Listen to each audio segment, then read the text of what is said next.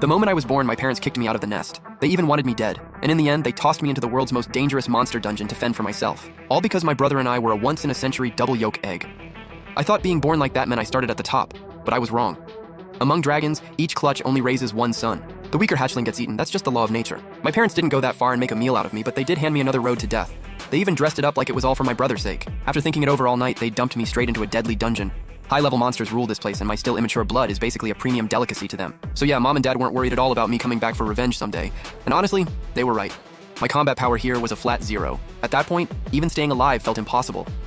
I managed to hide with my tiny body and avoid the high-level monsters. But after going so long without food or water, my life was slowly slipping away. Then, just when I was starving and desperately looking for anything I could eat, a faint sour milk smell suddenly drifted through the dark cave. It smelled sharp, kind of sour, and honestly a little funky.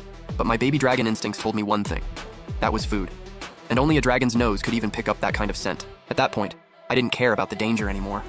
After crawling through a few tunnels, I finally found where the smell was coming from. It was a round cave, and right in the sunken center there was a dragon curled up about 60 feet long. Not just any dragon either, it was a level 28 subspecies earth dragon, the kind that could kill me with one sneeze. And near the source of that smell, I saw 3 or 4 earth dragon hatchlings about my size, all huddled around their mother's milk, sucking it down. Earth dragons don't count as true dragons, but they do have dragon blood. And more importantly, as a hatchling myself, I could drink the milk of this subspecies earth dragon too. Using the shadows, I carefully made my way toward the dragon's lower belly.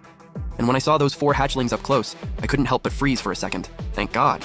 Maybe because they had only just been born, none of them had opened their eyes yet.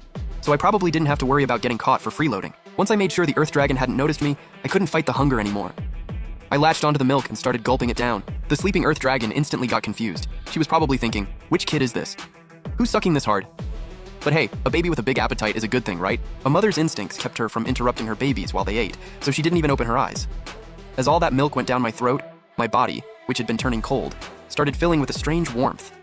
And my level just kept going up. Maybe it was because I had just escaped death, or maybe it was because the earth dragon's body was just that warm, but the second my nerves relaxed, my head drooped, and I passed right out. I don't know how long I was out, but a sharp pain in the back of my neck suddenly yanked me awake. Then right in front of me, a giant vertical pupil, bigger than my whole body, filled my entire vision. Looking into that earth dragon's nearly fire-spitting eyes, the only thing I could do was pray she'd chew fast, so dying wouldn't hurt quite as much. I curled up my limbs, shut my eyes, and surrendered to fate. But after waiting forever, death never came. When I opened my eyes, the earth dragon wasn't even looking at me anymore. At some point, she had already turned her head. The 4 baby earth dragons were nursing, then looking over at me, and suddenly, the look in her eyes got complicated. First it was anger, then it turned into sympathy, and after that, a kind of helpless resignation. In the end, she closed her eyes, let out a sigh, and gently set me back down with the other babies. I was completely stunned. Then I looked again, and the earth dragon was done paying attention to me. She just laid back down and started snoring. The baby earth dragons, who had just opened their eyes, seemed to be welcoming their new brother. They ran circles around me, sniffing and licking me like 4 little puppies. Mom's not seriously gonna adopt this ugly dude, right? He looks so weird. He looks like some alien lizard mix. Once I got close enough to listen, I realized they were trash-talking me. So I opened my mouth and started yelling, and all 4 hatchlings froze on the spot. Obviously, they didn't expect me to be able to talk, and I didn't expect leveling up to unlock telepathic communication. Not only could I understand monster languages, but other monsters could understand me too. And just like that, I spent 3 pretty chill days living in that cave.